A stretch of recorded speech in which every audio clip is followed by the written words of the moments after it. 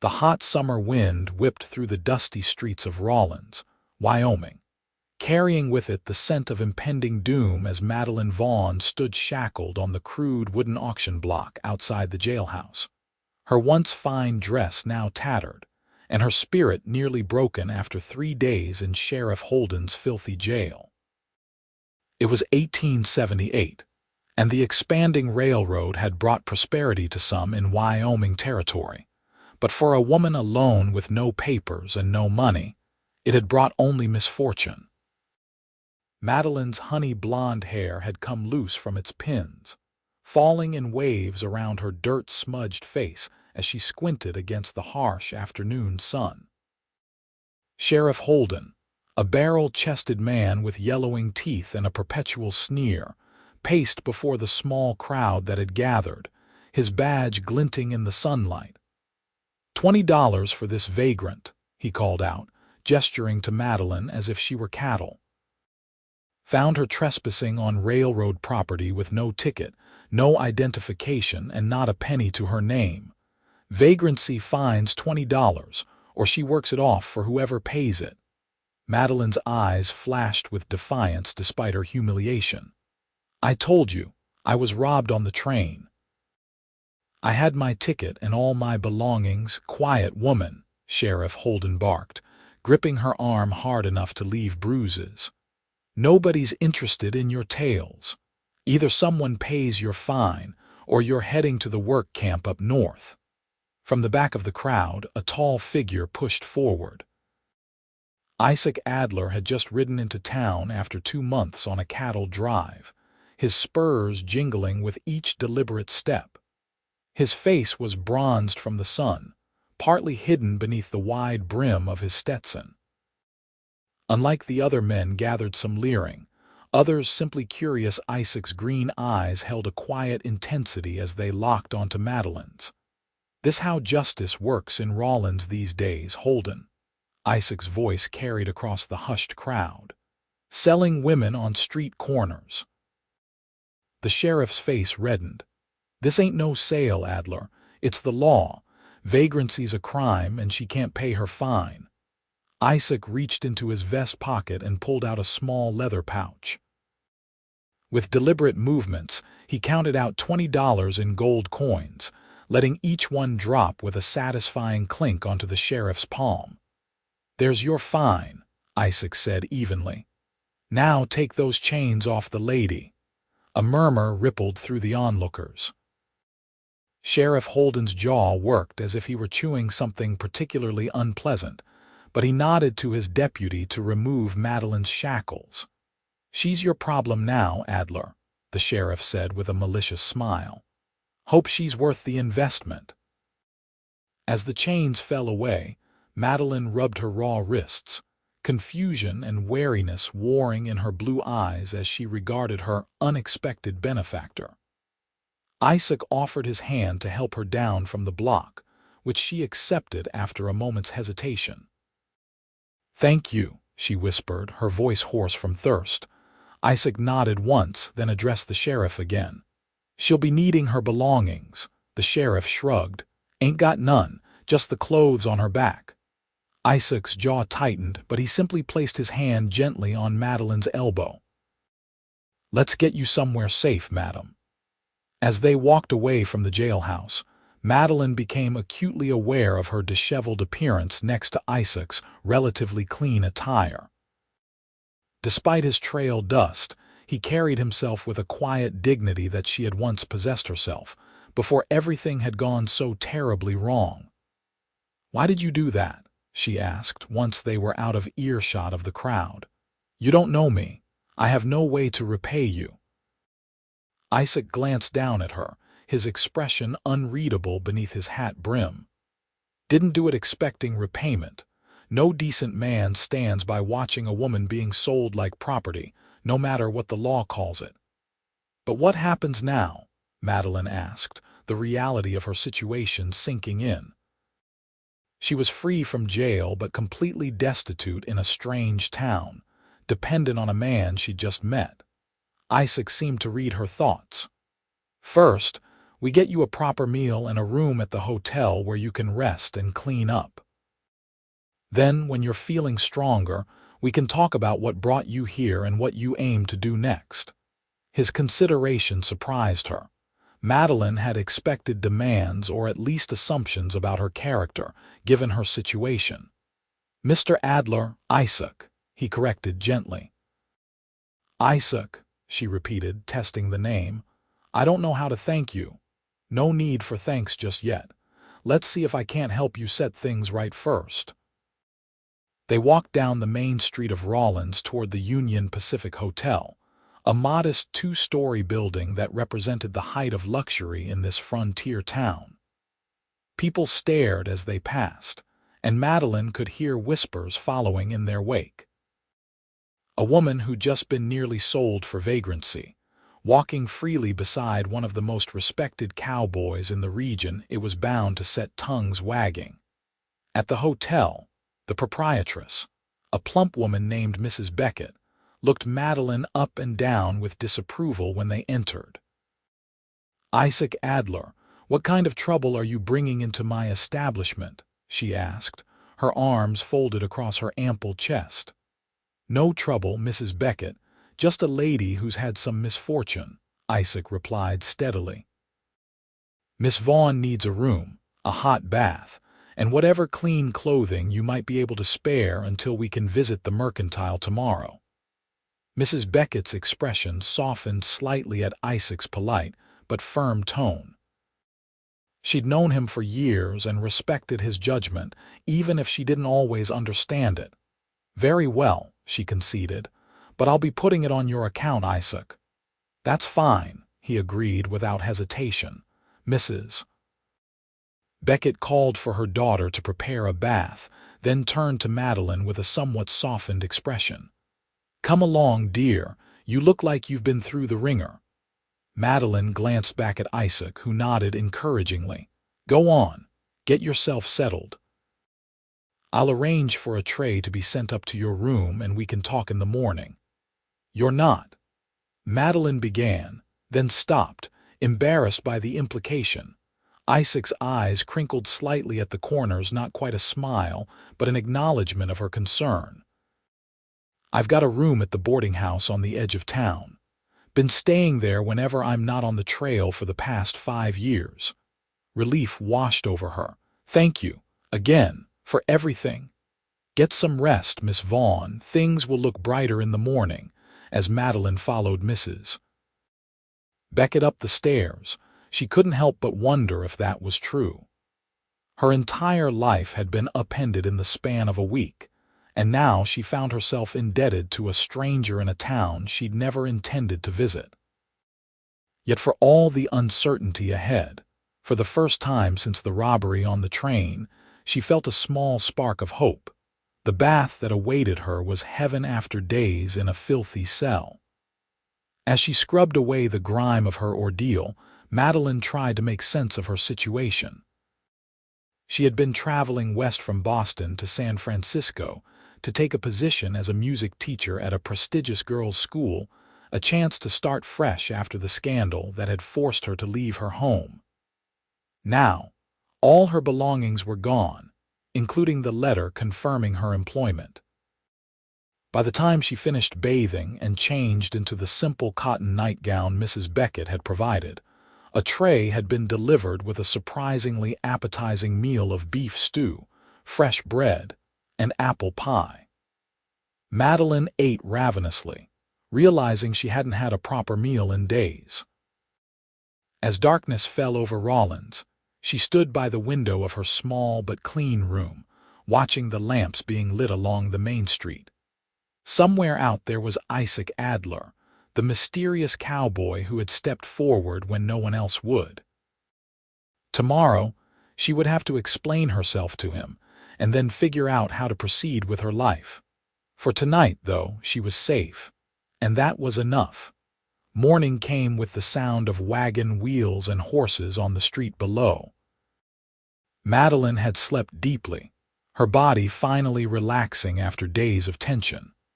Mrs. Beckett had sent up a simple but serviceable blue calico dress that, while a bit large, was clean and whole. After dressing and pinning her hair as best she could without proper implements, Madeline made her way downstairs. Isaac was waiting in the small dining room, rising to his feet when he saw her. In the clear light of day, she could see him properly for the first time. He was taller than she'd realized, with broad shoulders and strong hands that spoke of years of hard work. His face was lean, with a strong jaw currently free of beard, though a shadow of stubble was visible. His green eyes were his most striking feature, clear and direct in their gaze. "Miss Vaughn," he greeted her, pulling out a chair. "You're looking more yourself this morning." "I feel more myself," she admitted, taking the offered seat, "though I'm not sure who that is anymore." A ghost of a smile touched his lips. "Well, maybe over breakfast you can tell me who you were, and we can figure out who you might be now." Over plates of eggs, bacon, and biscuits, Madeline told Isaac her story how she'd been a music teacher in Boston, until the son of a wealthy patron had pursued her relentlessly, eventually claiming they were engaged when she had made no such agreement. When she refused him, he had ruined her reputation out of spite. "I had no choice but to leave," she explained. "A former student's family wrote to tell me of a position in San Francisco. It seemed like Providence, a chance to start over where no one knew me." Isaac listened without interruption, his eyes never leaving her face. "I had everything planned perfectly," she continued. "But 3 days ago the train stopped at a water tower. Most passengers stepped out for air, and when we returned, I found my compartment had been ransacked. My valise with all my money, my letter of employment, even my ticket all gone." "And the conductor didn't believe you," Isaac surmised. Madeline nodded. "He said it was a common scheme, passengers claiming theft to avoid paying their fare. He put me off at the next stop, which happened to be Rawlins. I tried to send a telegram to the school in San Francisco, but—" "You needed money for that," Isaac finished for her. "Yes. I spent one night walking the streets trying to think of a solution. The next morning, Sheriff Holden arrested me for vagrancy." Her voice hardened. "He suggested there were other ways I could pay my fine, but I refused. That's when he decided to auction off my debt." Isaac's knuckles whitened where they gripped his coffee cup, but his voice remained steady. "That sounds like Holden. Man's been sheriff too long with no one to answer to. And now here I am," Madeline concluded, spreading her hands helplessly. "No money, no possessions, and no way to reach San Francisco or even to prove that I have a position waiting there." Isaac considered her words for a moment. "The school, do you remember the name? The headmistress. Emerson Academy for Young Ladies. The headmistress is Mrs. Alina Harrington." "That's a start," Isaac nodded. "We can send a telegram today at my expense. Ask them to confirm your position." "You would do that?" Madeline asked, touched by his continued generosity. "It's just a telegram," Isaac said with a slight shrug. "But first, let's visit the Mercantile. You'll need some basics if you're to stay in Rawlins for a few days at least." As they walked down the boardwalk toward the Mercantile, Madeline was acutely aware of the stares and whispers that followed them. News traveled fast in small towns, and clearly, everyone knew about yesterday's events. "Don't mind them," Isaac murmured, noticing her discomfort. "They'll find something new to gossip about soon enough." "I'm afraid I've complicated your life, Mr. Adler Isaac," she corrected herself. "My life could use a little complication," he replied with a hint of humor. "Gets lonely out on the range with just cattle and cowboys for company." At the Mercantile, Isaac insisted on purchasing not only necessities like a comb, hairpins, and toiletries, but also a carpet bag, 2 more dresses, undergarments, and a shawl. When Madeline protested the expense, he simply said, "Consider it in advance. Once you're settled, you can repay me if it makes you feel better." From there, they headed to the telegraph office. The operator, a thin man with spectacles perched on his nose, raised his eyebrows at their request, but said nothing as Isaac paid for a message to be sent to Emerson Academy, inquiring about Madeline Vaughn's position and requesting a reply. "It might take a day or two to get a response," the operator warned. "We'll wait," Isaac assured him. As they stepped back onto the street, a commotion drew their attention. Sheriff Holden was emerging from the saloon across the way, his face flushed with anger as he pointed at a young man barely out of his teens. "You calling me a cheat, boy?" the sheriff growled, his hand hovering near his pistol. The young man looked terrified but stood his ground. "I'm saying the cards weren't dealt square, Sheriff. Everyone saw it." Isaac muttered something under his breath and started moving toward the confrontation. Madeline caught his arm. "What are you doing?" she whispered urgently. "Stopping a murder," Isaac replied grimly. "Holden's looking for an excuse to draw, and that kid doesn't stand a chance." Before Madeline could protest further, Isaac was striding toward the sheriff, his posture relaxed but his eyes alert. "Holden," he called out, his voice carrying across the street. "Thought you had actual law enforcement to attend to, not harassing boys over card games." The sheriff's attention snapped to Isaac, his bloodshot eyes narrowing. "This ain't your business, Adler. The boy accused me of cheating. Did he now?" Isaac positioned himself between the young man and the sheriff. "Well, why don't you prove him wrong in the next game instead of drawing on him, unless you're afraid he might be right?" A dangerous silence fell. Several bystanders edged away, sensing trouble. Madeline held her breath, suddenly afraid for Isaac. After what seemed an eternity, Sheriff Holden let out a harsh laugh. "Always playing the hero, ain't you, Adler? First that vagrant woman, now this nobody." He spat on the ground. "Fine. Consider yourself lucky, boy," he said to the young man, who was visibly trembling. "But don't set foot in that saloon again if you value your hide." The sheriff stalked away, throwing one last venomous look at Isaac before disappearing around a corner. "You shouldn't have done that," the young man said, though gratitude shone in his eyes. "He won't forget." "Neither will I," Isaac replied evenly. "Go home, Sam, and stay away from Holden's card games. He doesn't take losing well." The young man Sam nodded quickly and hurried away. Isaac turned back to Madeline, who was staring at him with a mixture of admiration and concern. "Is he really that dangerous?"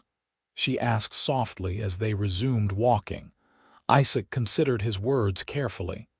"Holden's the kind of man who got a taste of power and likes it too much. He's been sheriff here for 8 years, and in that time, this town's seen some strange justice. But he's careful never quite steps over the line where the territorial governor would have to intervene. Yet you stood up to him, twice now." A muscle twitched in Isaac's jaw. Some things a man can't ignore and still call himself a man. They walked in silence for a moment before Madeline spoke again. "You mentioned you've been staying at the boarding house for 5 years when you're not on the trail. Have you always been a cowboy?" The question seemed to surprise him. "No, not always. I came west from Pennsylvania after the war, after Gettysburg. Tried my hand at prospecting in Colorado first, then drifted north. Found I had a knack with cattle and the work suited me. Keeps me moving." "You fought in the war?" Madeline asked, hearing something in his voice that suggested deeper wounds than he was letting on. "Union cavalry," he confirmed shortly, "but that was another life." Madeline recognized the boundaries he was setting and respected them. "Well, I'm grateful our paths crossed in this life, Mr. Adler." His expression softened slightly. "As am I, Miss Vaughn." They reached the hotel and Isaac stopped at the entrance. "I have some business to attend to this afternoon, need to check in with the ranch foreman about the next drive." "Will you be all right on your own for a few hours?" Of course, Madeline assured him, touched by his concern. I have plenty to occupy me now, thanks to your generosity. Isaac tipped his hat. I'll return for supper if that suits you. I would like that, she replied, surprised by how much she meant it. As Isaac walked away, Madeline found herself watching him longer than was proper. There was something about the cowboy that intrigued her, a quiet strength coupled with an unexpected gentleness. In the space of a day, he had completely altered the trajectory of her life, and she wasn't quite sure what to make of that or him. What she did know was that, for the first time in months, she felt something other than fear and despair. And that alone was worth being grateful for. The next 2 days passed in a strange limbo of waiting. Each morning, Isaac would meet Madeline for breakfast, then escort her to the telegraph office to check for a response from San Francisco. Each time, the operator shook his head apologetically. Lines could be down somewhere, he explained on the second day, or the recipient might be taking their time to respond. Hard to say. In between these visits, Isaac showed Madeline around Rawlins, careful to steer clear of areas where they might encounter Sheriff Holden. The town, barely 8 years old, had sprung up around the railroad, and despite its frontier roughness, had a certain bustling energy that Madeline found herself warming to. It's not Boston or San Francisco, Isaac acknowledged as they walked past the newly constructed schoolhouse, but it's growing. Another few years, and we might even have a proper theater. You plan to stay that long? Madeline asked, curious about his future plans. Isaac's eyes scanned the distant mountains. Never planned that far ahead. But Wyoming gets in your blood after a while. The open spaces, the big sky. It's hard to imagine being hemmed in by city walls again. On the evening of the third day, as they shared supper in the hotel dining room, Isaac broached a subject that had clearly been on his mind. If we don't hear from the academy tomorrow, he said carefully, we should consider other options. Madeline set down her fork. What sort of options? Rawlins needs a teacher, he said. The school board's been advertising back east for months, but no one wants to come this far west. Most of the children are getting their schooling from Reverend Miller's wife, but she's expecting their 4th child and can't keep up much longer. Surprise filtered through Madeline. You think I should apply for the position? You're qualified, Isaac pointed out. And while it's not a fancy academy, the children here deserve a proper education as much as any in San Francisco. Madeline considered the suggestion. It hadn't occurred to her to stay in Rawlins, but now that Isaac mentioned it, she could see the logic. The position would provide stability while I save money to eventually continue to San Francisco, she mused aloud. Something flickered in Isaac's eyes, disappointment, perhaps, but he nodded. Exactly. Practical solution. Before she could respond, the door to the dining room burst open, and the telegraph operator hurried in, looking around wildly until he spotted their table. Mr. Adler, Miss Vaughn, he called, waving a yellow paper. Reply came through just now. Isaac gestured for the man to approach. With trembling excitement, Madeline accepted the telegram and read it aloud.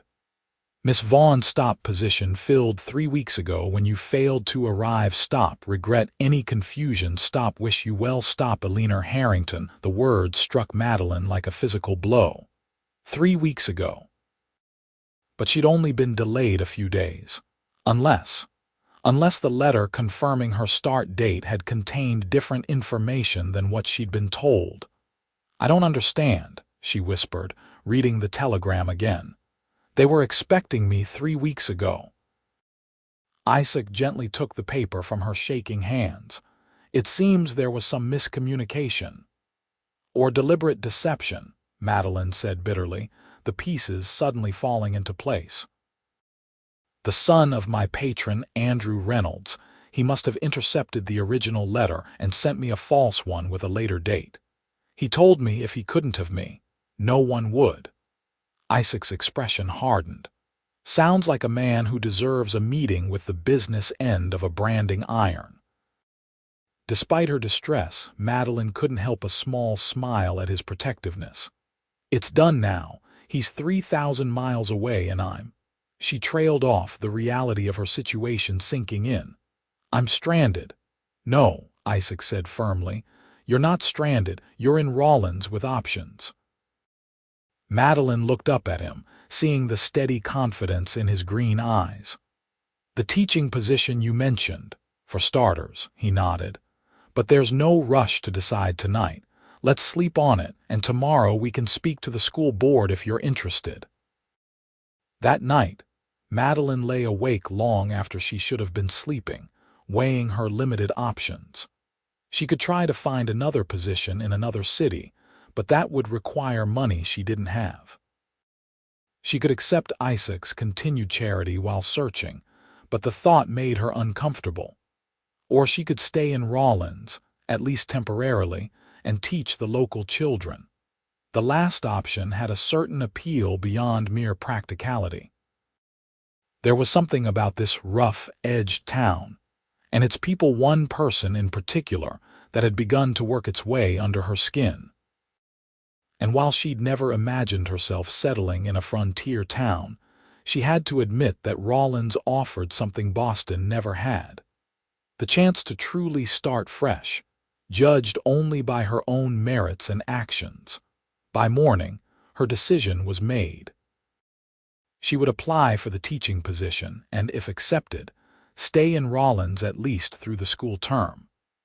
It was the sensible choice, she told herself firmly, ignoring the small voice that whispered it might also keep her near a certain green-eyed cowboy a little longer. When she shared her decision with Isaac over breakfast, his face brightened in a genuine smile that transformed his usually serious features. "The school board meets this afternoon at the town hall," he told her. "I took the liberty of mentioning to Reverend Miller that you might be interested, and he was quite eager to meet you." Madeline raised an eyebrow. "Rather presumptuous of you, Mr. Adler." "Just hopeful, Miss Vaughn," he replied, a hint of warmth in his voice that made her cheeks flush. The meeting with the school board went better than Madeline could have hoped.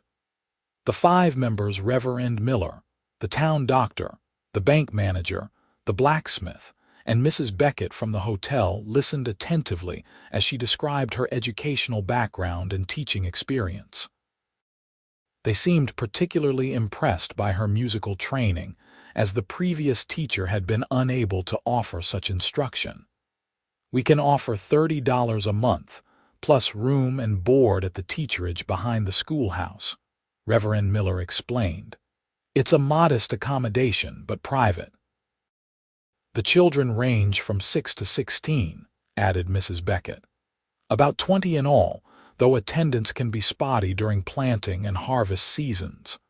Madeline nodded, understanding the realities of frontier life. "And when would the term begin?" "First Monday of September, just 3 weeks away," replied the doctor. "Think you can be ready by then, Miss Vaughn?" Madeline glanced at Isaac, who had insisted on accompanying her to the meeting and now stood quietly by the door. He gave her an encouraging nod. "Yes," she said firmly, turning back to the board. "I believe I can." The vote was unanimous, and just like that, Madeline Vaughn became the new schoolteacher of Rawlins, Wyoming. As they left the town hall, she felt a curious mixture of relief, excitement, and trepidation. "You've made them very happy," Isaac observed, falling into step beside her. "The town's been needing a proper teacher for some time." "I hope I can live up to their expectations," Madeline replied, suddenly aware of the responsibility she'd taken on. "I've never taught such a wide range of ages in one classroom before." "You'll manage," Isaac said with simple confidence that bolstered her own. "And you've got 3 weeks to prepare." They walked in companionable silence for a moment before Madeline spoke again. I should find more permanent lodging until the teacherage is ready. I can't keep imposing on your generosity at the hotel. You're not imposing, Isaac assured her. But if you prefer, Mrs. Wilson at the boarding house where I stay has a room available. It's simpler than the hotel, but clean and respectable, and she charges reasonable rates. That sounds perfect, Madeline said gratefully. And once I receive my first month's salary, I can begin repaying you for everything you've done. Isaac shook his head. There's no hurry on that.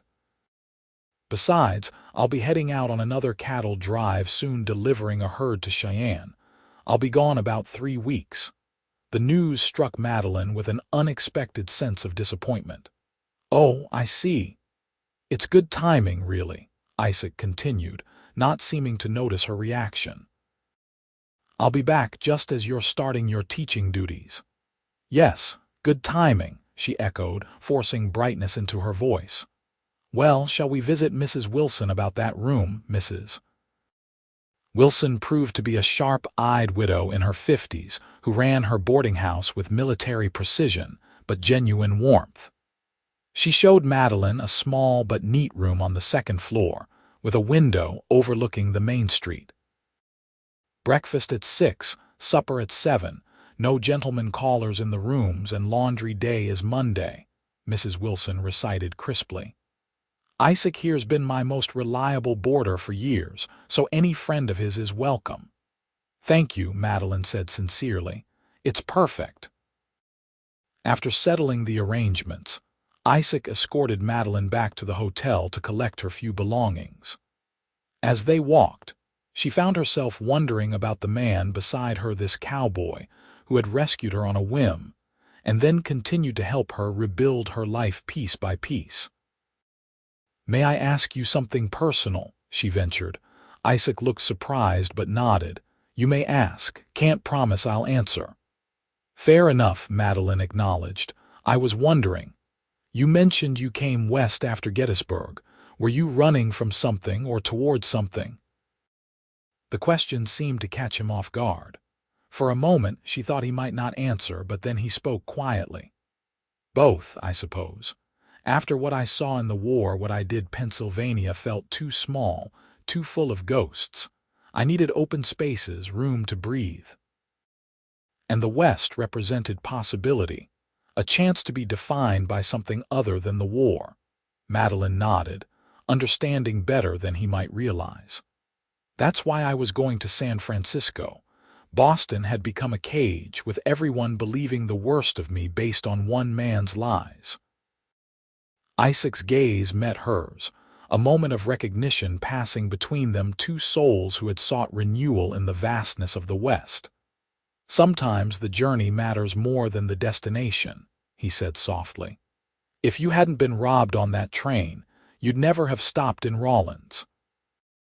And I'd never have met you, Madeline added, her voice equally quiet. Something shifted in Isaac's eyes, a warmth that made her breath catch. But before he could respond, a familiar, harsh voice broke the moment. Well, ain't this touching? Sheriff Holden drawled, stepping out from the alley beside the hotel. The vagrant and her champion still thick as thieves. Isaac subtly moved to place himself between Madeline and the sheriff. We have no quarrel with you, Holden, just passing by. Is that right? The sheriff's smile didn't reach his bloodshot eyes. Funny thing, I received a telegram today, too. From Boston. Seems Miss Vaughn here might be wanted for theft back east. Valuable jewelry gone missing from the Reynolds family. Madeline gasped. That's a lie.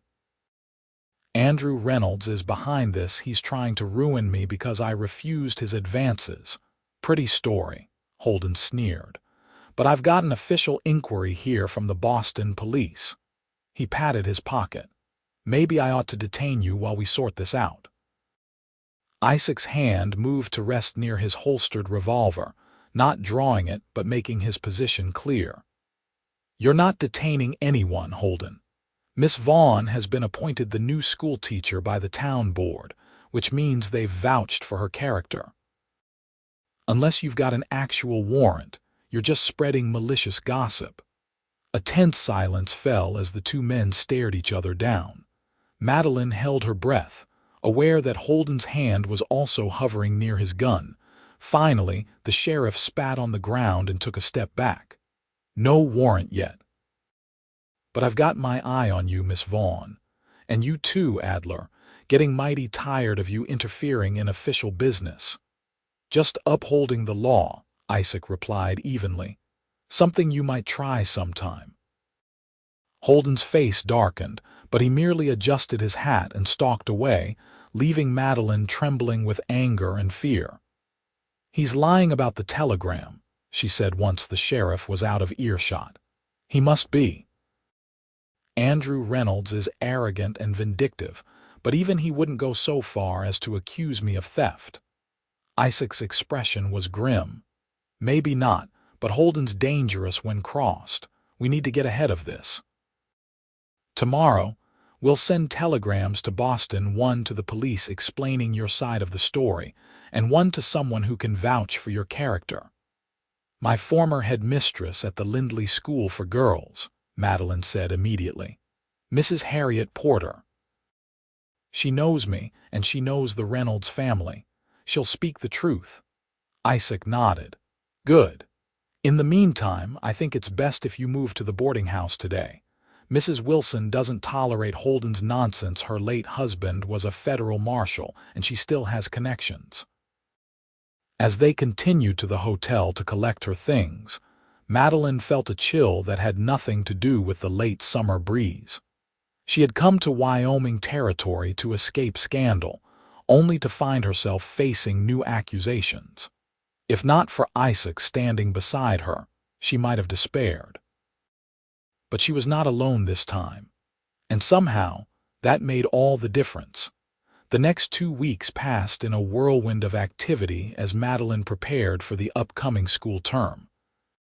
She spent her mornings at the schoolhouse, cleaning and organizing the single room with its rows of rough-hewn desks and battered chalkboard.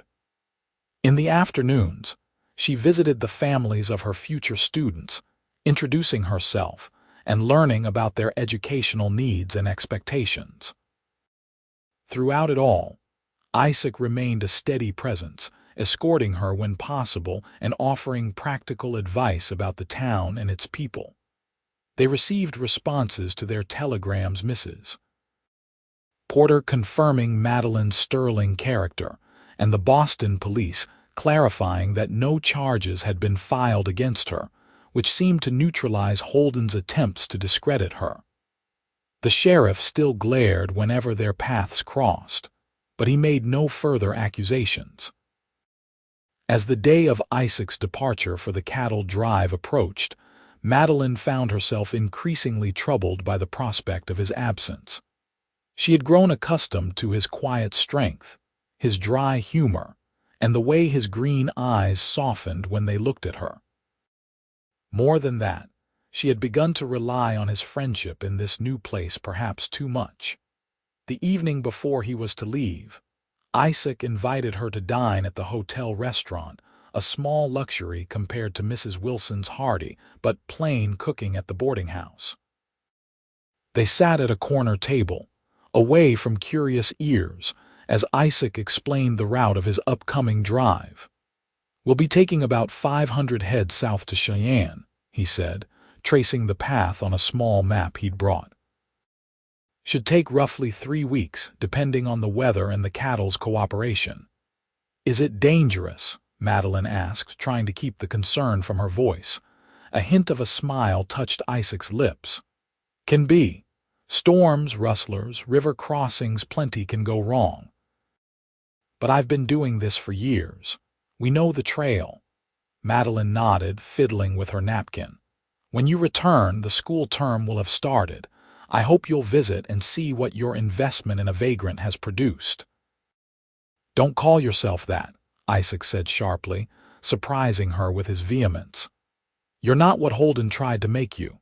You're Madeline Vaughn, schoolteacher, musician, and one of the most resilient women I've ever met. Heat rose to Madeline's cheeks at the unexpected praise. "Thank you," she said softly, "for seeing me that way, for seeing me at all when others looked through me."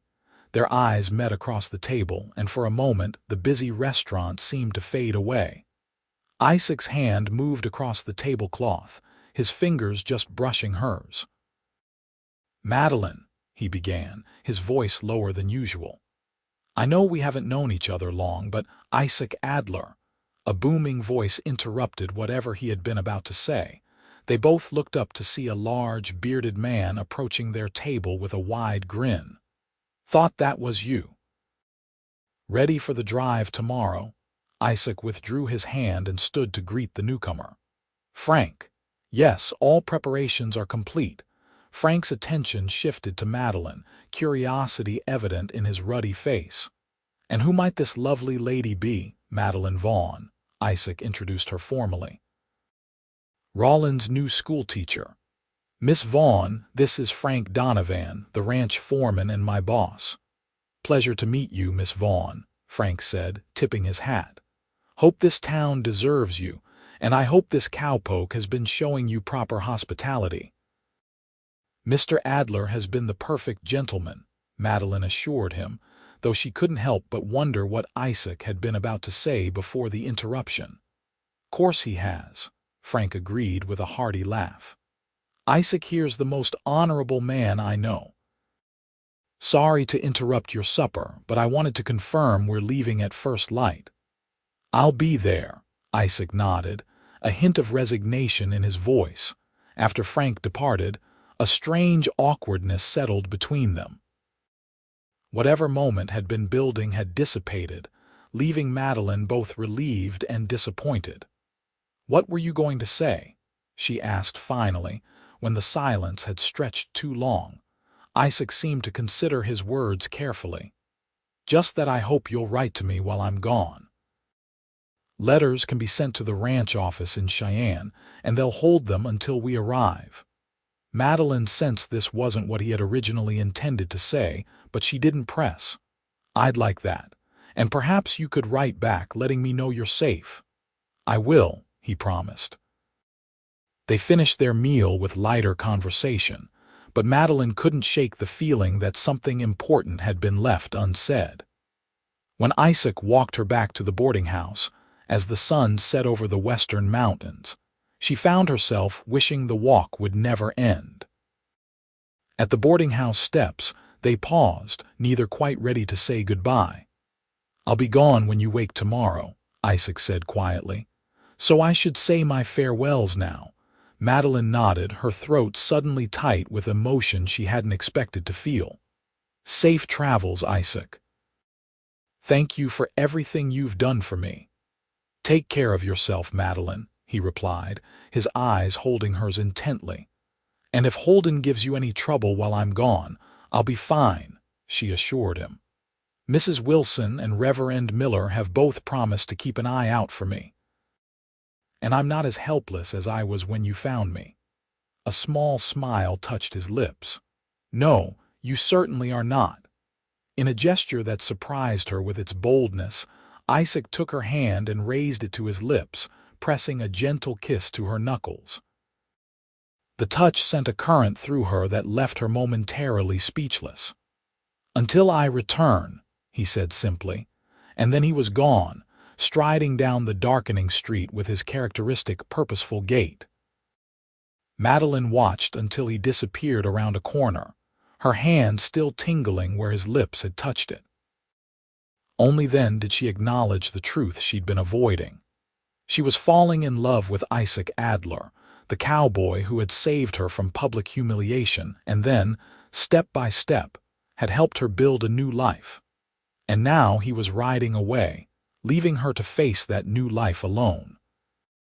The morning of September 4, 1878, dawned clear and bright as Madeline stood before the Rawlins schoolhouse, watching her students arrive with a mixture of excitement and trepidation.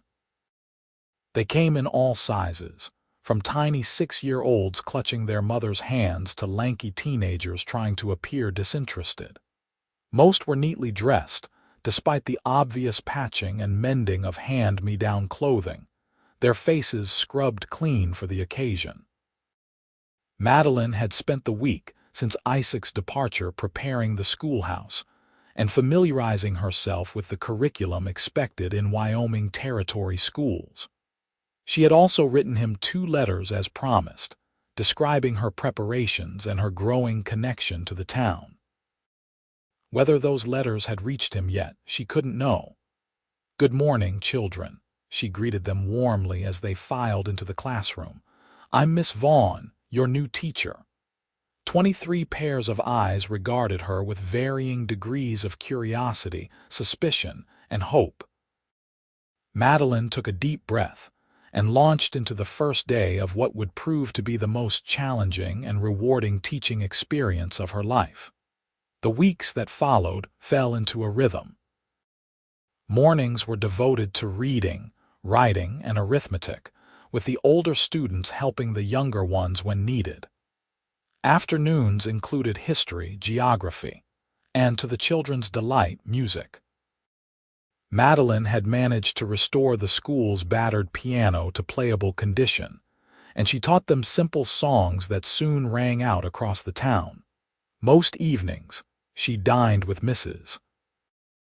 Wilson and the other boarders, a mixed group including the telegraph operator, a clerk from the bank, and an elderly widow who had come west to live near her son. After dinner, Madeline would grade papers and plan lessons, occasionally pausing to pen another letter to Isaac, sharing anecdotes about her students or observations about life in Rawlins. He had written back only once, a brief note confirming his safe arrival in Cheyenne, and mentioning that they would be delayed returning due to early snowfall in the mountains. The letter was frustratingly impersonal, leaving Madeline to wonder if the connection she'd felt between them had been largely in her imagination. Sheriff Holden remained a looming presence in town, though he generally kept his distance from Madeline after his initial accusations had been disproven. Still, she often felt his eyes on her as she walked to and from the schoolhouse, and there was something in his gaze that made her skin crawl. It was nearly October when trouble finally came.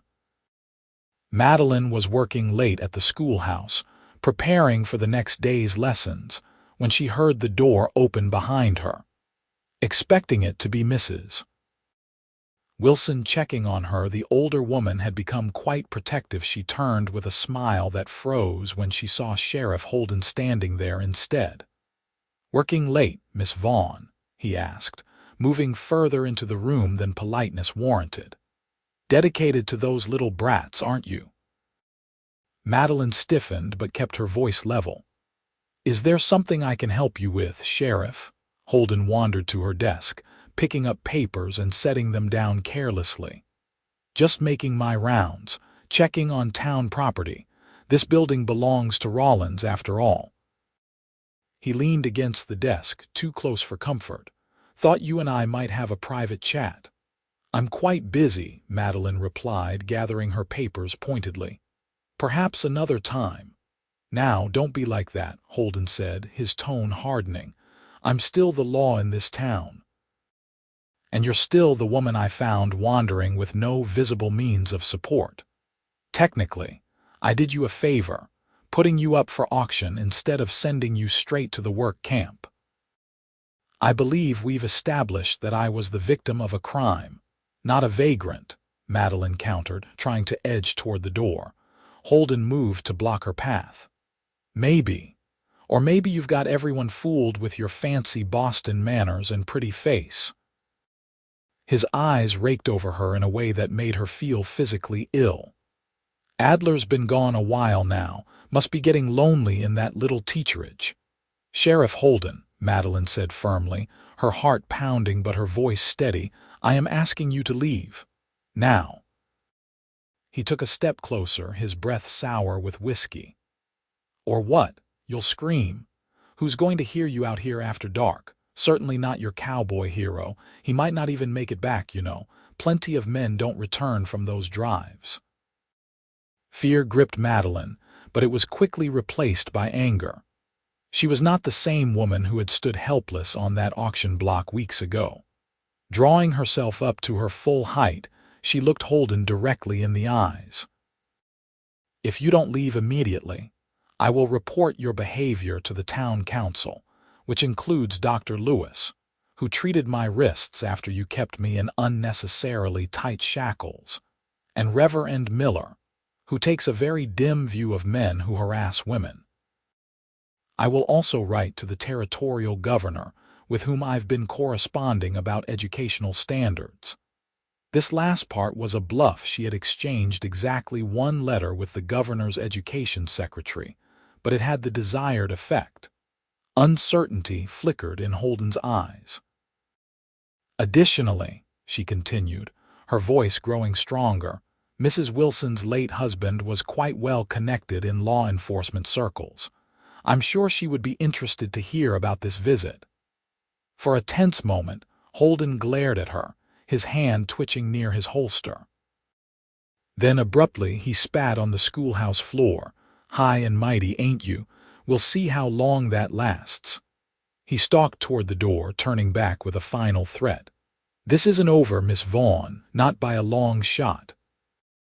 After he left, Madeline sank into her chair, trembling with delayed reaction.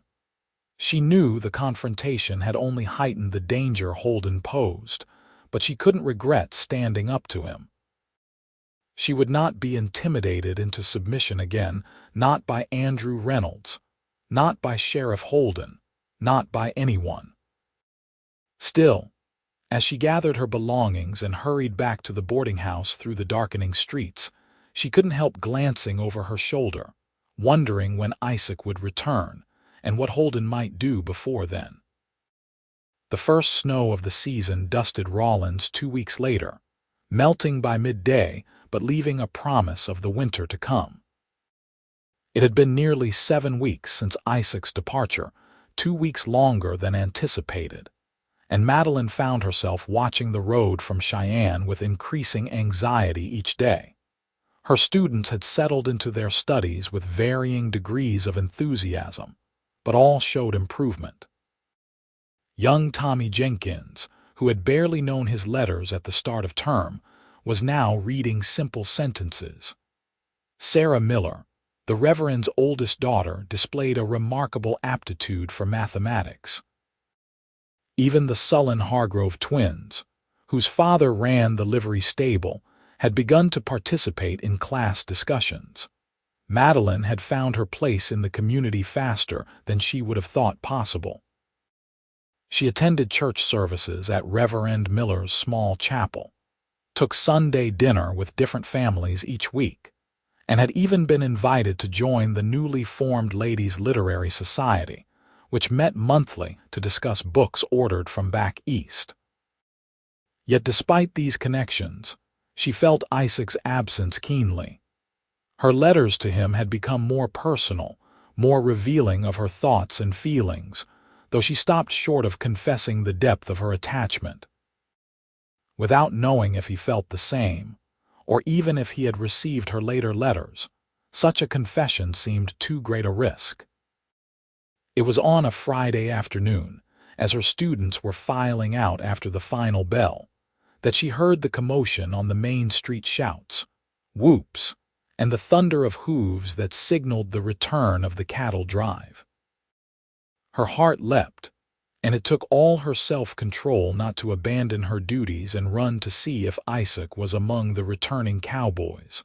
By the time she had tidied the classroom and locked the schoolhouse, the initial excitement had died down.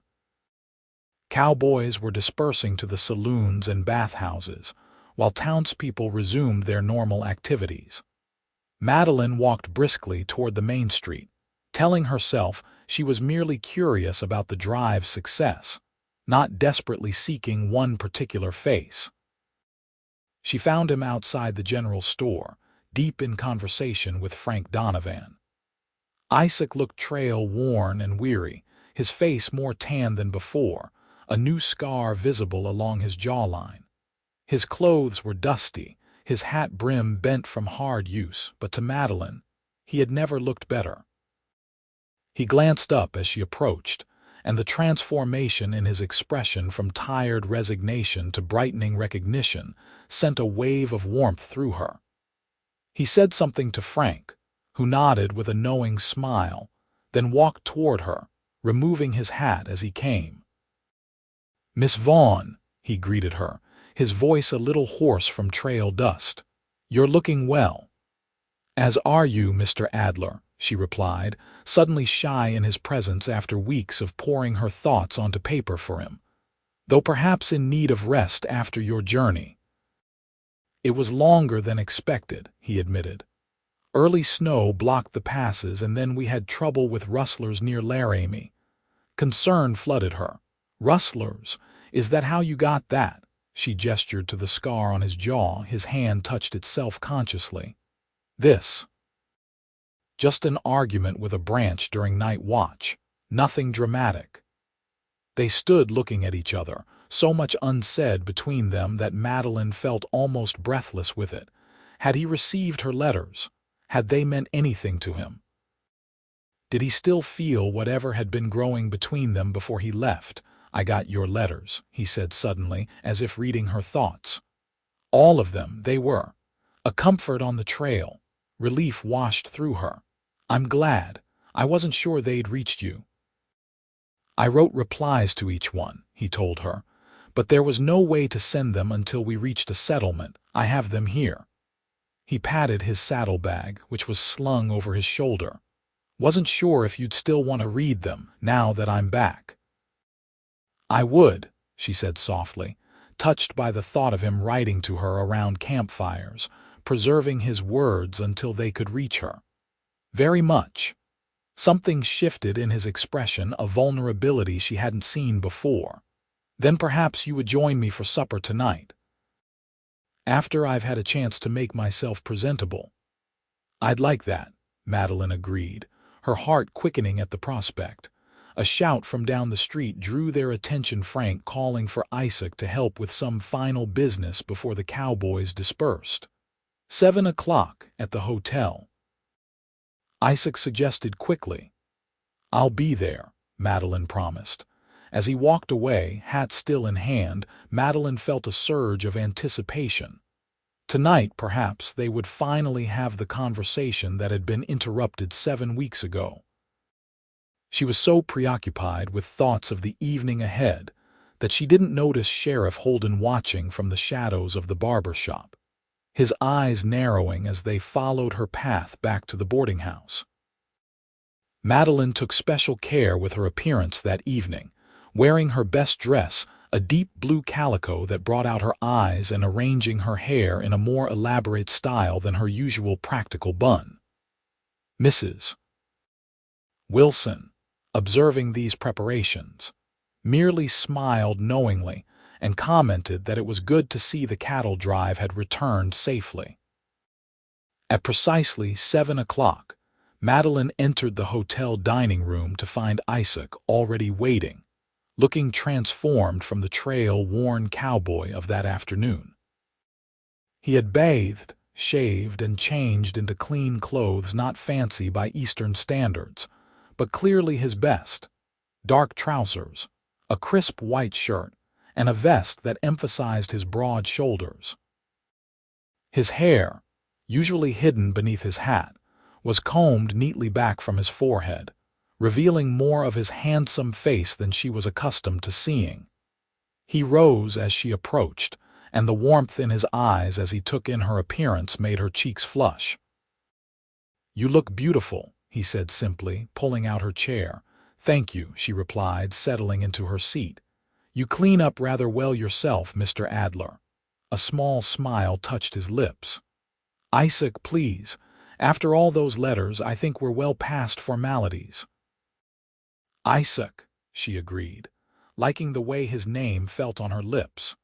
The meal that followed was the most enjoyable Madeline had experienced since arriving in Rawlins.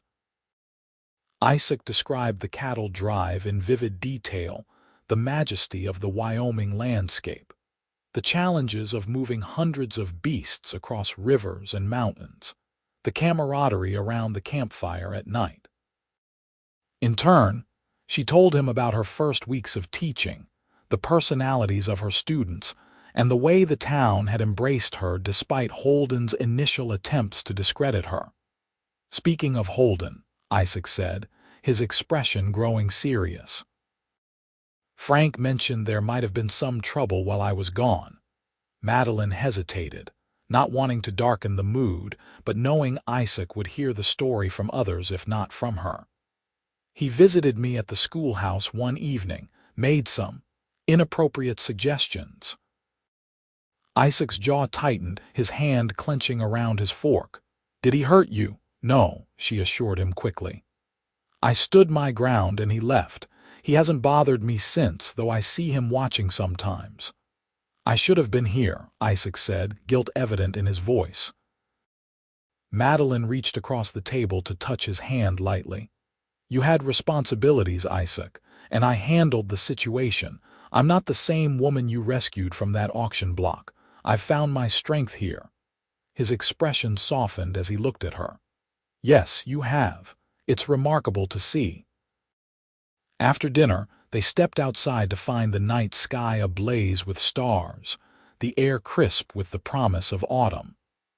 By unspoken agreement, they began walking toward the edge of town, where the buildings gave way to open prairie.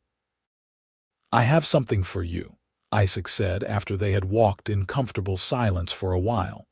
He reached into his coat pocket and withdrew a small package wrapped in brown paper and tied with string. I saw it in a shop in Cheyenne and thought of you. Curious, Madeline unwrapped the package to find a beautiful silver hair comb inlaid with small pieces of turquoise. Isaac, it's lovely, she breathed, running her fingers over the delicate workmanship. The blue reminded me of your eyes, he admitted, a hint of embarrassment in his voice. It's not fancy compared to what you might have had in Boston, but it's perfect, she interrupted, deeply touched by the gesture. The most thoughtful gift I've received in a very long time. They had reached a small rise overlooking the town, its windows glowing with lamplight against the darkness. Above them, the vast Wyoming sky seemed close enough to touch, stars scattered like diamonds across black velvet.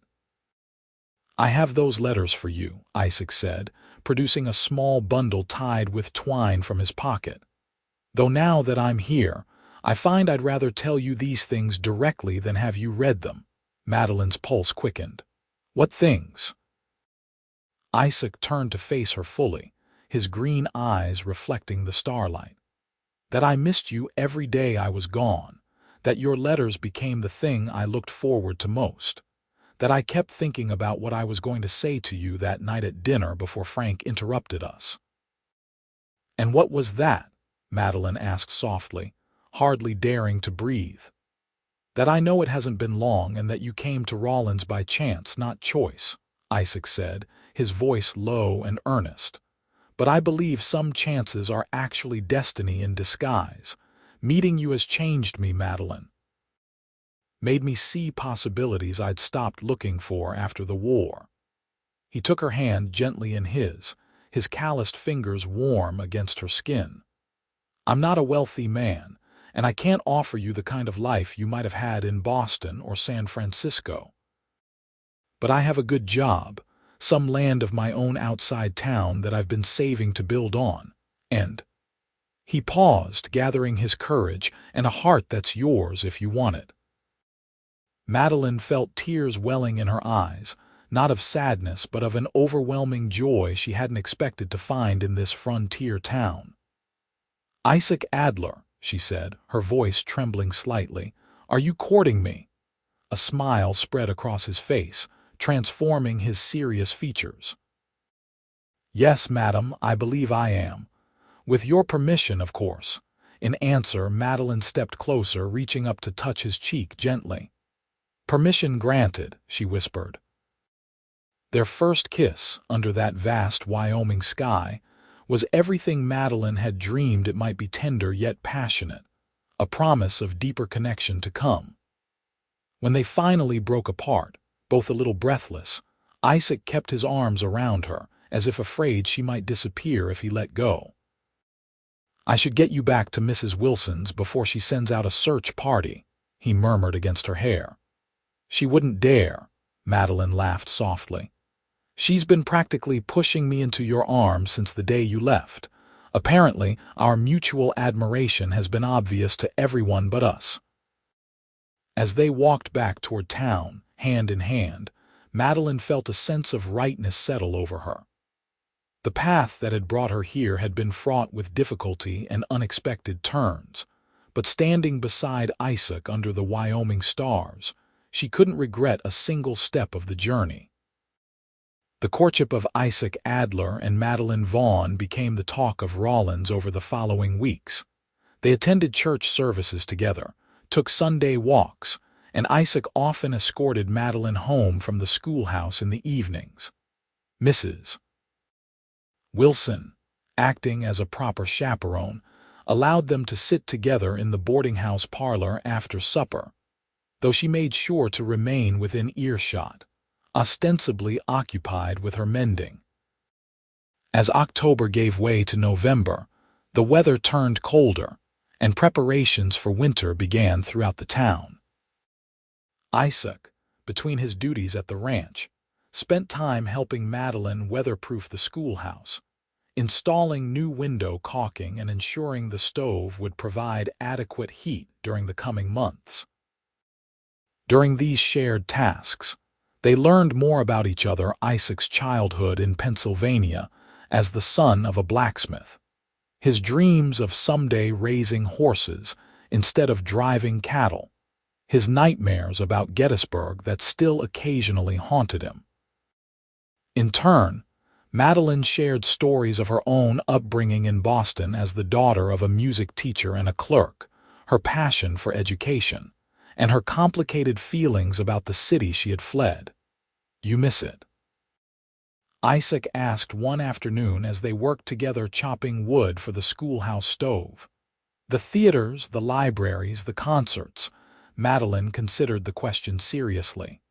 "Sometimes," she admitted. "But I've found other joys here that I never expected: the community, the children's enthusiasm, the incredible beauty of this landscape." She glanced at him, her eyes softening. "And other treasures entirely unique to Rawlins." The reward for her words was Isaac's smile, still a relatively rare sight that she treasured each time it appeared, and a quick, stolen kiss when he thought no one was looking. Not everyone in town viewed their courtship favorably, however. Sheriff Holden's animosity had only increased since Isaac's return, manifesting in small acts of harassment, citing Isaac for leaving his horse improperly tethered outside the general store, questioning Madeline's students about her teaching methods, spreading innuendo about their relationship to anyone who would listen. "He's becoming more than a nuisance," Isaac confided to Frank Donovan one evening at the ranch. "I'm concerned about what he might do, especially to Madeline." "Holden's always been a problem," Frank agreed, puffing on his pipe, "but he's gotten worse lately. Word is he's drinking more, gambling more. Some say he's in debt to some unsavory characters in Cheyenne." "A desperate man is dangerous," Isaac mused, "and he's had it in for Madeline since the day she arrived." Frank studied his friend thoughtfully. "You're serious about her, aren't you?" "Never seen you like this about a woman before." "I am," Isaac confirmed without hesitation. "In fact, I'm planning to ask her to marry me at Christmas." Frank's bushy eyebrows shot up, then he broke into a wide grin. "Well, I'll be damned." Isaac Adler settling down at last. "She's a fine woman, Isaac. You've chosen well." "She chose me too," Isaac pointed out. "That's the miracle of it." As November progressed, the tension with Holden continued to simmer beneath the surface of daily life. Isaac took to carrying his revolver more visibly when in town, and Madeline was careful never to be alone in the schoolhouse after hours. But these precautions didn't prevent them from making plans for the future. on Madeline's small teacher's salary and Isaac's savings. They began to envision the home they would build on his land come spring, a modest but comfortable house with room to grow, including a space for Madeline to teach music to private students. Isaac had already arranged to transition from cattle drives to working with the ranch's horse breeding program, which would keep him closer to home. It was during the Thanksgiving celebration at the church that their plans nearly came to a devastating end. The entire town had gathered for a community feast, tables groaning with roast turkey venison, and all the trimmings that frontier ingenuity could provide. Madeline sat beside Isaac, surrounded by her students and their families, feeling a contentment she had never expected to find after her humiliating experience on that auction block 4 months earlier. As the meal concluded and people began to mingle, Sheriff Holden entered the church, his appearance causing a subtle hush to fall over the gathering. He was clearly intoxicated, his movements unsteady and his eyes bloodshot beneath the brim of his hat. "Well, ain't this cozy?" he slurred, his gaze fixing on Madeline and Isaac. "The whole town celebrating like everything's just fine and dandy." Reverend Miller stepped forward, his expression concerned but firm. "Sheriff Holden, you're welcome to join our celebration, but I must ask you to remember this is a house of worship." Holden ignored him, weaving through the crowd toward Madeline. "Got something to say to you, Miss High and Mighty Teacher. Got a telegram today from Boston." He pulled a crumpled yellow paper from his pocket, waving it unsteadily. "Seems like your friend Mrs. Porter has passed away. Convenient, ain't it? The one person who vouched for your character." A collective gasp went through the room. Isaac moved to stand protectively beside Madeline, who had gone pale at the news. "Mrs. Porter dead," she whispered, "but she was in good health when I left." "Sheriff," Isaac said evenly, "this is hardly the time or place." "Shut up, Adler," Holden spat. "I've had enough of you interfering. The fact is, with Mrs. Porter gone, there's no one to contradict what the Reynolds family says about this woman. And they say she's a thief and a liar who seduced their son and then robbed them when they wouldn't accept the match." Murmurs rippled through the crowd. Madeline stood, her back straight despite her pallor. "Those are lies," she said clearly, her voice carrying across the suddenly silent room. "Andrew Reynolds pursued me relentlessly. When I refused him, he threatened to ruin me, and he has apparently continued his campaign even now. As for Mrs. Porter," her voice faltered slightly, "she was a good woman who knew the truth. I mourn her passing deeply." "Convenient story," Holden sneered. "But why should anyone believe you over a respected Boston family? You're nothing but a vagrant I found trespassing, who batted her eyes at the first fool willing to pay her fine." Isaac's hands clenched into fists, but before he could respond, an unexpected voice rose from the crowd. "I believe her," said Mrs. Beckett from the hotel, rising to her feet. "I've watched Miss Vaughn these past months. She's devoted to her students, honest in her dealings, and a credit to this community. Whatever happened in Boston, she's proven her character here in Rawlins." "So have you, Sheriff," added Dr. Lewis pointedly, "and it's not favorable to your case." One by one, others stood parents of Madeline's students, Mrs. Wilson, the blacksmith, even the bank manager who had initially been skeptical of her appointment as teacher. Each voiced support for Madeline, creating a wall of solidarity that seemed to physically push Holden back. The sheriff's face contorted with rage. "You're all fools," he snarled, taken in by a pretty face and fancy words. "But I'm still the law in this town, and I say—" "You say nothing more," interrupted a new voice from the church entrance. All heads turned to see a tall, distinguished man in an expensive coat, accompanied by a younger man who bore a striking resemblance to him. "Not about Madeline Vaughn," Madeline gasped, her hand flying to her mouth. "Mr. Reynolds," she breathed. "Andrew." The older man strode forward, his bearing commanding respect despite his travel-worn appearance. The younger man, Andrew, followed, his expression a mixture of defiance and shame.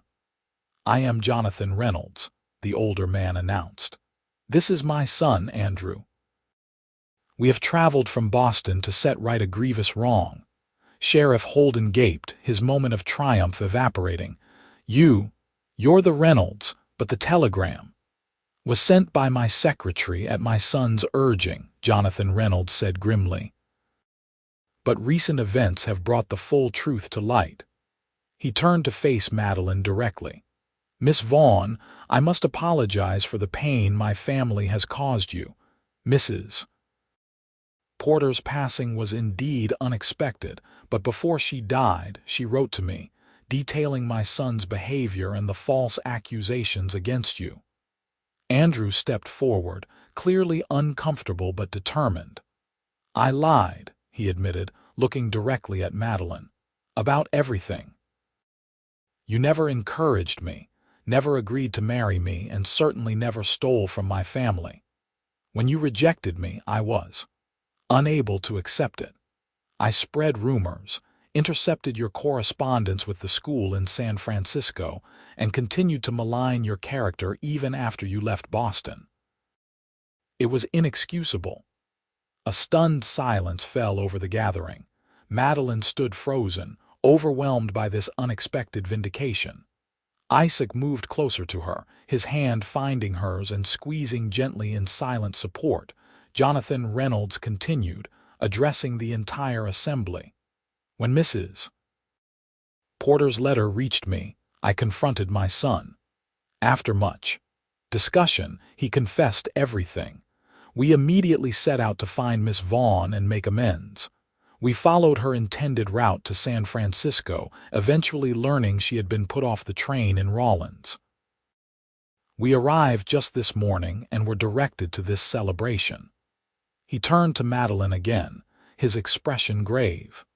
"Miss Vaughn, no apology can fully repair the damage done to your reputation and your life. But I am prepared to offer financial compensation and to make a public statement clearing your name in Boston, should you ever wish to return."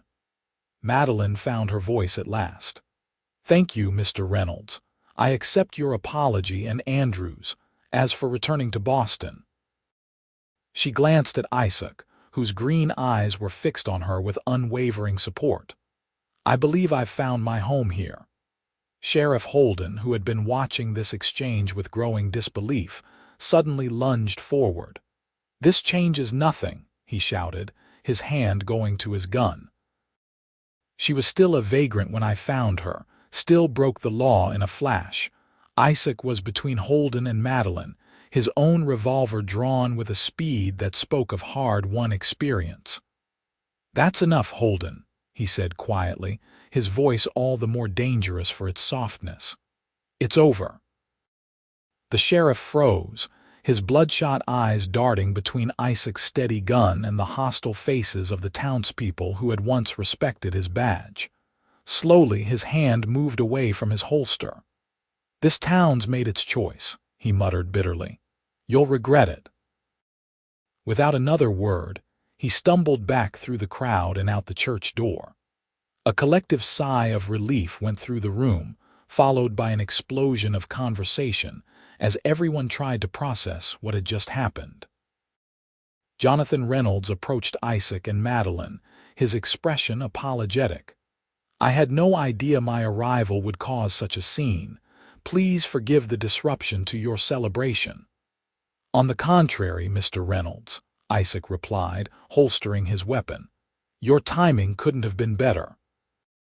Later that evening, after the excitement had died down and the Reynolds men had been settled at the hotel, Isaac walked Madeline back to the boarding house through the crisp November night. Snow had begun to fall gently, dusting Madeline's hair and eyelashes with delicate crystals that glittered in the moonlight. "Are you all right?" Isaac asked softly as they paused on the boarding house porch. "Today was eventful," Madeline gave a small laugh. That's an understatement. To have my name cleared so completely and so publicly, it's more than I ever expected. She looked up at him, her eyes reflecting the porch lamp's glow. But you know what meant the most to me? Even before the Reynolds arrived, the people of this town stood up for me. They believed in me. Because they know you, Isaac said simply. The real you, not the person Andrew Reynolds tried to make you out to be. He brushed a snowflake from her cheek, his touch lingering. When you said you'd found your home here, did you mean that? With all my heart, Madeline replied without hesitation. Boston is my past, Rawlins is my future. She paused, gathering her courage. At least I hope it can be, with you. In answer, Isaac drew her into his arms, his kiss conveying everything words could not: his love, his commitment, his promise of a shared future. When they finally parted, both breathless despite the cold air, he rested his forehead against hers. I was planning to ask you at Christmas, he murmured. Had it all planned out: a special dinner, a ring I ordered from Denver. But after today, I don't want to wait another minute. He drew back slightly, looking into her eyes. Madeline Vaughn, will you marry me? Joy bloomed in Madeline's chest, warm and radiant against the winter chill. Yes, she whispered, her voice thick with emotion. Yes, Isaac Adler, I will marry you. Their second kiss sealed the promise, witnessed only by the falling snow and the stars overhead, the same stars that had watched over them since that first night on the auction block, when a cowboy had paid a vagrant's fine and changed both their lives forever. The events of Thanksgiving Day marked a turning point for both Madeline and Isaac, as well as for the town of Rawlins itself. Sheriff Holden, humiliated by the public confrontation, submitted his resignation the following morning and left town before nightfall, reportedly heading for the gold fields of the Dakota Territory. Within a week, the town council had appointed a new sheriff, a former deputy from Laramie with a reputation for fairness and sobriety. Jonathan Reynolds remained in Rawlins for several days, making good on his promise to provide compensation for the damages his son had caused. Though Madeline initially refused the money, Reynolds insisted it was her due, pointing out that it could help establish her new life in Wyoming. Eventually, she accepted, seeing it as an investment in her future with Isaac rather than payment for past wrongs. Andrew Reynolds, humbled by the experience, made a genuine effort to atone for his actions. Before departing for Boston, he visited Madeline at the schoolhouse, apologizing again and wishing her happiness in her new life. Though the wounds he had inflicted would never fully disappear, Madeline found it in her heart to forgive him, recognizing that holding on to bitterness would only dim the joy she had found. With the shadow of scandal and suspicion finally lifted, Madeline and Isaac's engagement became official. They set their wedding date for April 15, 1879, when spring would have renewed the landscape and travel would be easier for the few distant friends they wished to invite. The winter of 1878-79 proved to be one of the harshest in Wyoming's memory, with snowdrifts piling higher than a man's head and temperatures dropping so low that mercury froze in thermometers. Yet for Madeline, it was a season of profound happiness. She continued teaching, now with the full confidence of the community behind her. In the evenings, she and Isaac would sit in Mrs. Wilson's parlor, planning their future home and life together. Isaac, true to his word, had purchased a ring from Denver, a simple gold band set with a small but perfect diamond that had once belonged to his grandmother. He presented it to Madeline on Christmas morning, in front of Mrs. Wilson and the other boarders, who cheered enthusiastically as Madeline, tears in her eyes, slipped it onto her finger. As January gave way to February, and February to March, the long-awaited thaw finally began. The snow receded, revealing patches of ground that had been hidden for months.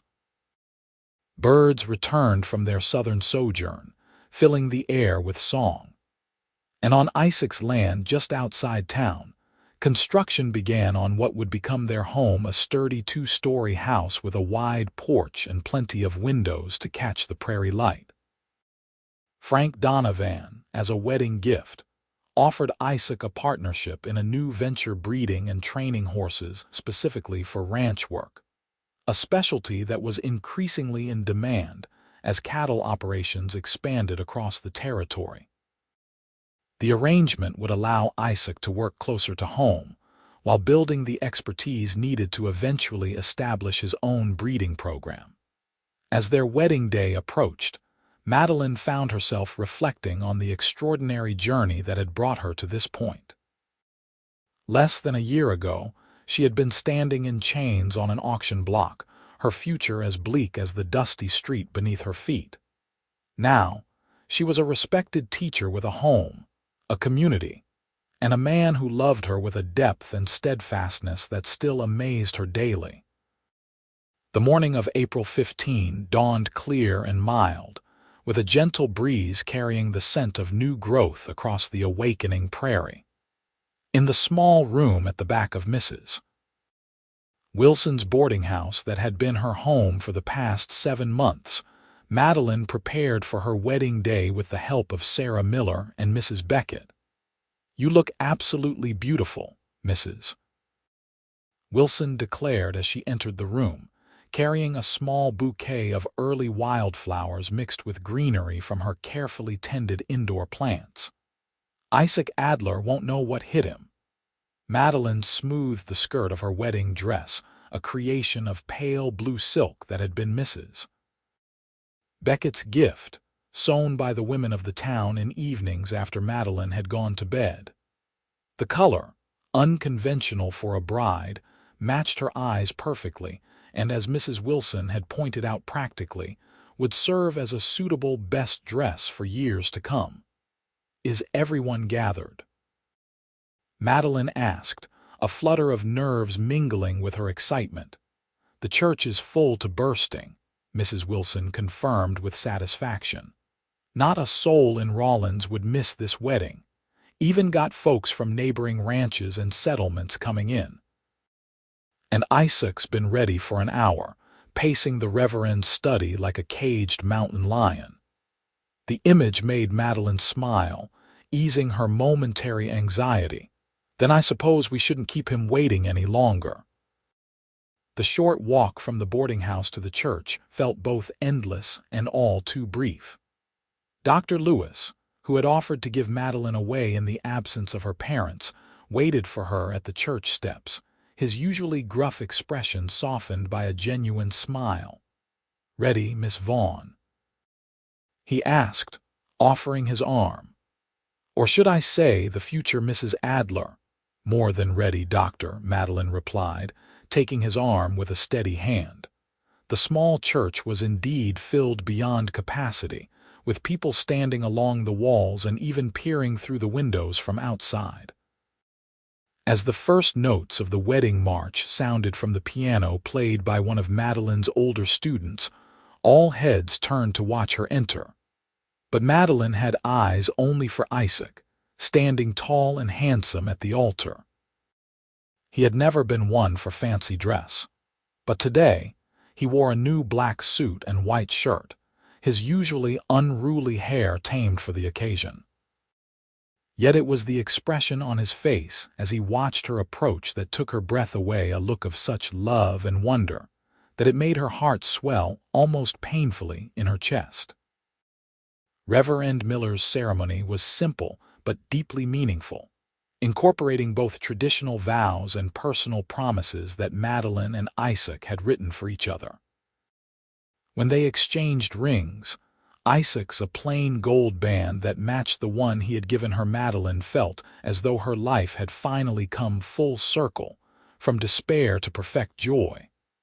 "By the authority vested in me," Reverend Miller concluded with a broad smile, "I now pronounce you husband and wife. Isaac, You may kiss your bride."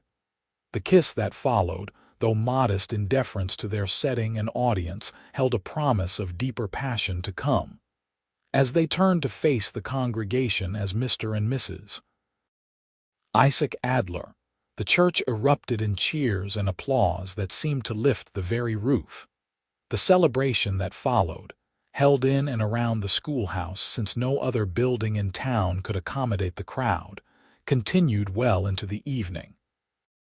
There was food contributed by every family in Rawlins, music from a hastily assembled band of local talent, and dancing that grew increasingly spirited as the night progressed. As the sun began to set, casting long shadows across the schoolyard, Isaac found Madeline sitting on a bench beneath an old cottonwood tree, taking a momentary respite from the festivities.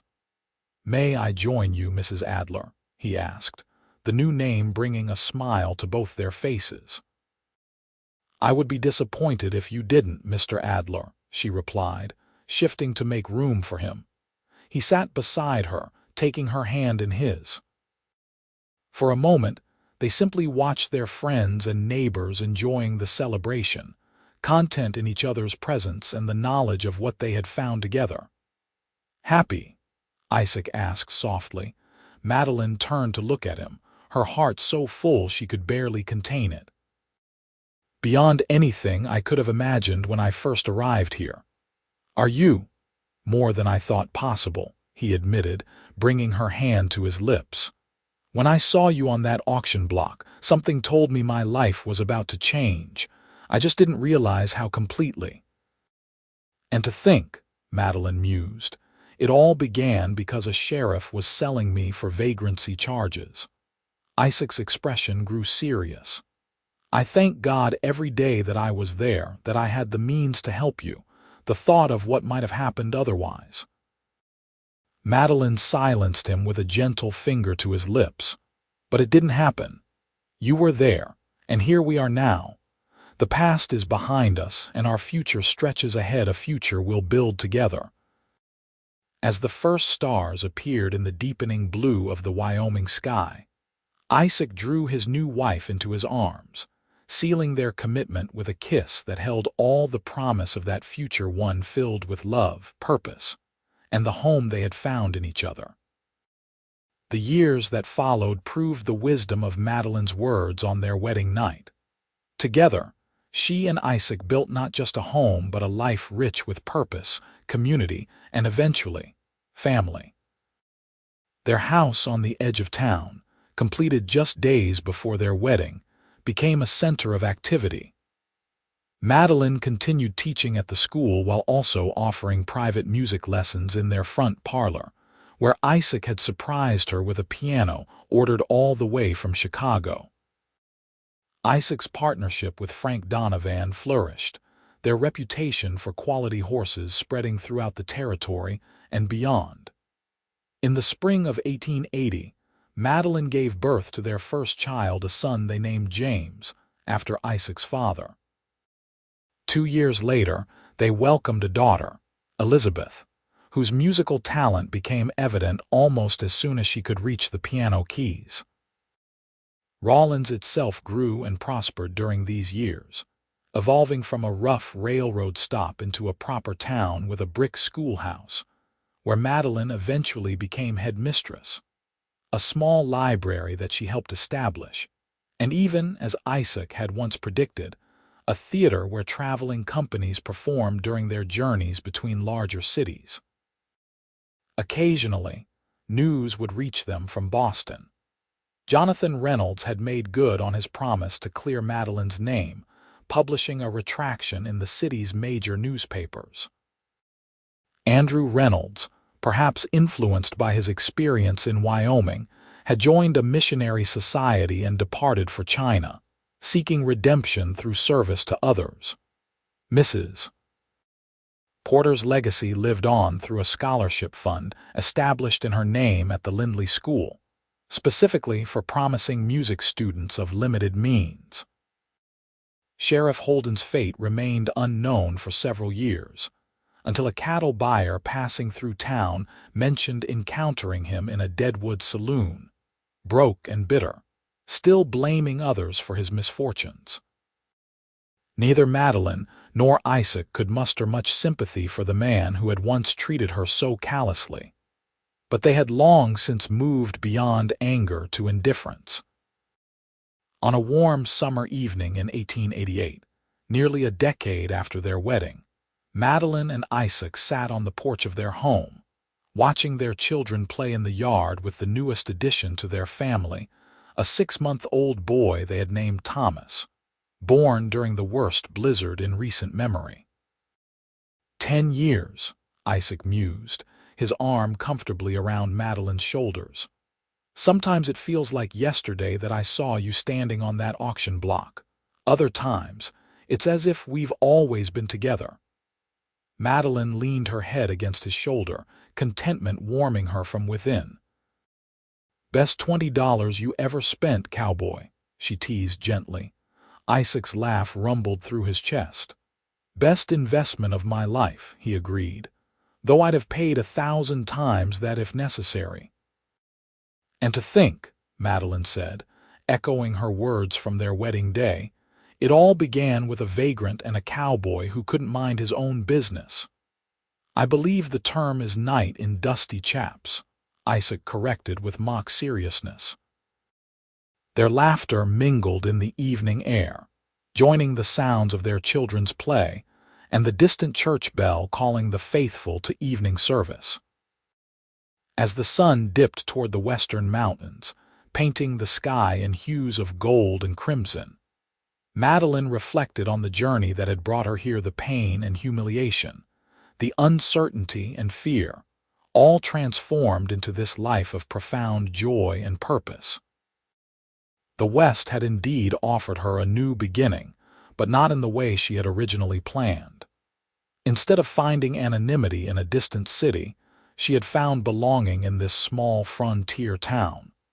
Instead of escaping her past, she had built a future richer than anything she could have imagined. And it had all begun on that dusty auction block, with a sheriff who thought he was selling a vagrant, and a cowboy with the courage to set her free.